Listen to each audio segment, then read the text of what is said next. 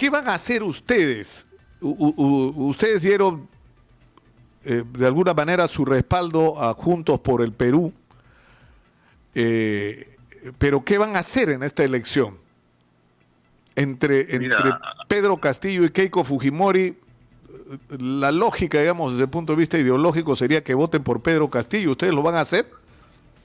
Sí, mira, hay un análisis compartido por casi todos los politólogos y comentaristas sobre el escenario político, en el sentido siguiente.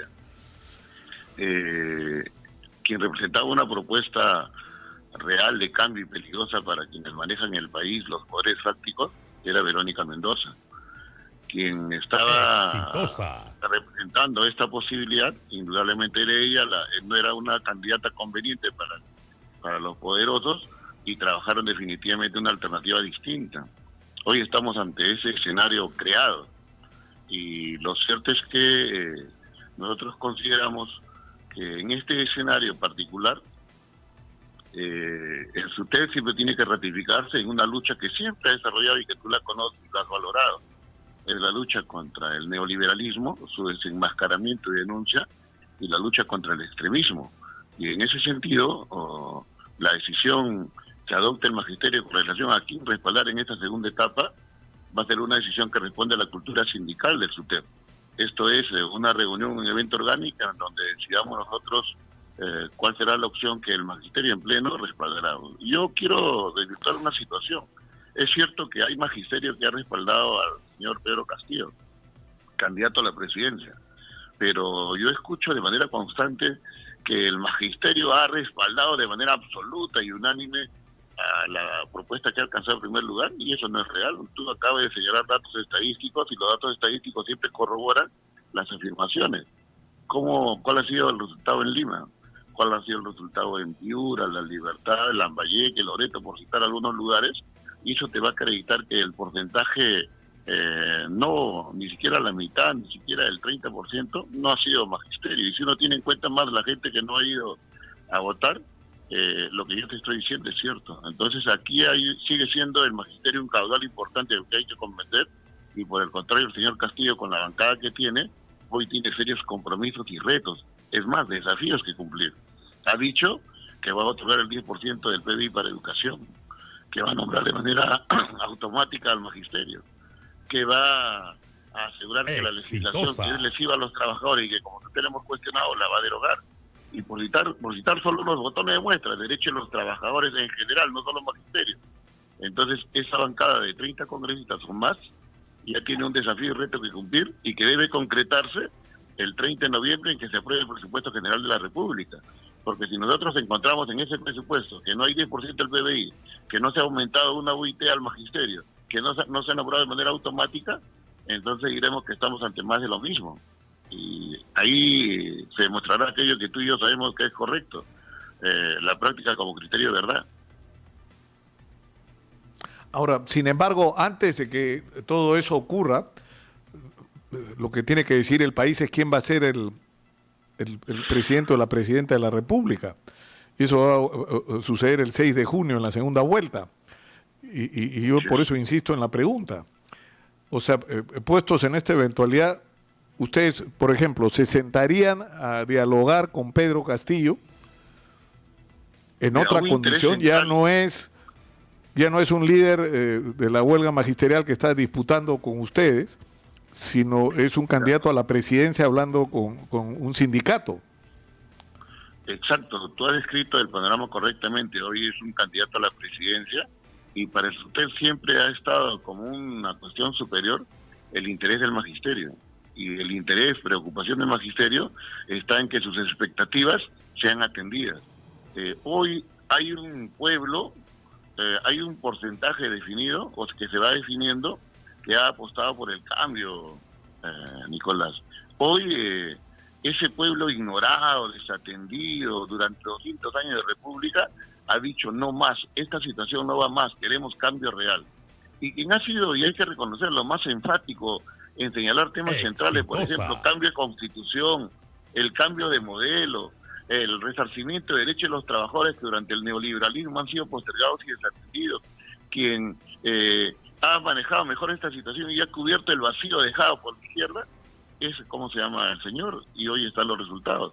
Y nosotros, repito, como sindicato, tenemos un interior superior, el derecho, el resarcimiento, la atención y la mirada a la educación como prioridad.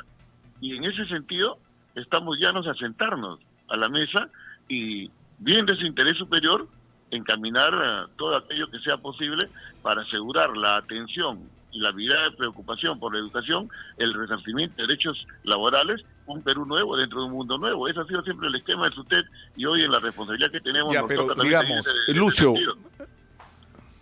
mi productora me dice al oído, pero que defina una posición. Es bien brava mi productora, la señora Madariño. No, es decir, eso quiere decir que pese a las diferencias que ustedes han tenido con Pedro Castillo en el tema del manejo, de la conducción del gremio magisterial, ustedes no cierran la posibilidad de votar por Pedro Castillo en la segunda vuelta. No, nosotros somos enfáticos, Nicolás. Nosotros estamos llanos a conversar con quien tenga por delante los intereses del magisterio y, sobre todo, cumpla con los compromisos a los cuales se somete. Segundo, hay una cultura sindical que nosotros sí siempre le hemos tenido en cuenta. O sea, aquí no hay la posición del secretario general que decide por lo demás. No, aquí hay una situación de reunión, de evento orgánico nacional, en donde los delegados del país decidamos una posición y los delegados del país impulsemos esa decisión. Y parto por señalar que en el Perú es fundamental cambio, es fundamental no más continuismo neoliberal, es necesidad un cambio patriótico, ¿no? Bueno, pero eso por un tema de lenguaje lo que te lleva es a Pedro Castillo, no a Keiko Fujimori. O sea, Keiko Fujimori no tiene precisamente ese discurso. Ahora, ustedes, Lucio, en algún momento conversamos, ¿no? Ustedes tuvieron sobre este tema, ustedes tuvieron una desconexión cuando ocurrió la huelga magisterial con sus propias bases. Ustedes no supieron, creo yo, medir lo que estaba pasando en el magisterio y el hartazgo del magisterio con la situación que se está viviendo, no solo en relación a sus honorarios, a los sueldos de los maestros, sino a las condiciones de trabajo y de vida en general de los maestros. Y esto no debió provocar un cambio en el tema de la representación es decir, ¿por qué no incorporar al profesor Pedro Castillo, por ejemplo, o al profesor Tello, que fue un dirigente muy importante acá en la huelga en Lima, sobre todo en el Cono Norte? ¿Por qué no incorporar a estos dirigentes, como otros a nivel nacional, ¿no? a una nueva dirigencia del SUTEP más abierta, que incluyera a todos los sectores que tuvieran algún nivel de representación magisterial?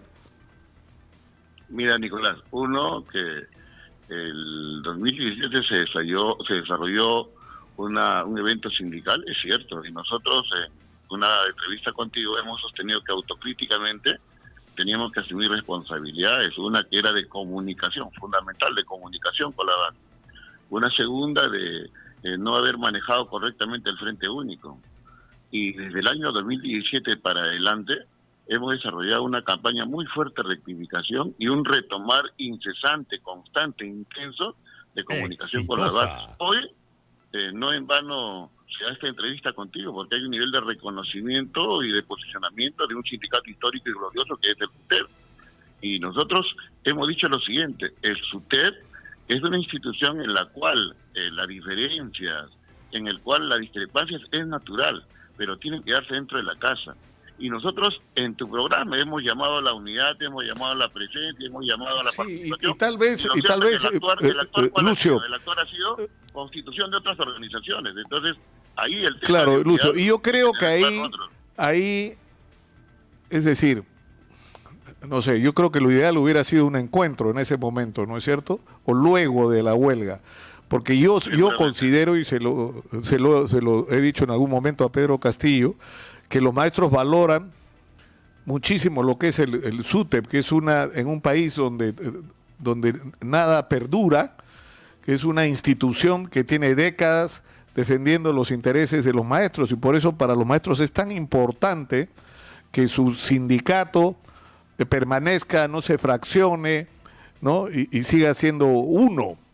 Y yo creo que ahí hubo un error del sector encabezado dentro del magisterio por el profesor Pedro Castillo con respecto a este tema, en el terreno estrictamente sindical. Ahora, lo que sí es cierto también es que el profesor Pedro Castillo lo que quiso hacer es dar el mensaje de que si no podemos lograr que los políticos cambien las cosas, cambiémoslas nosotros mismos, entrando directamente en política.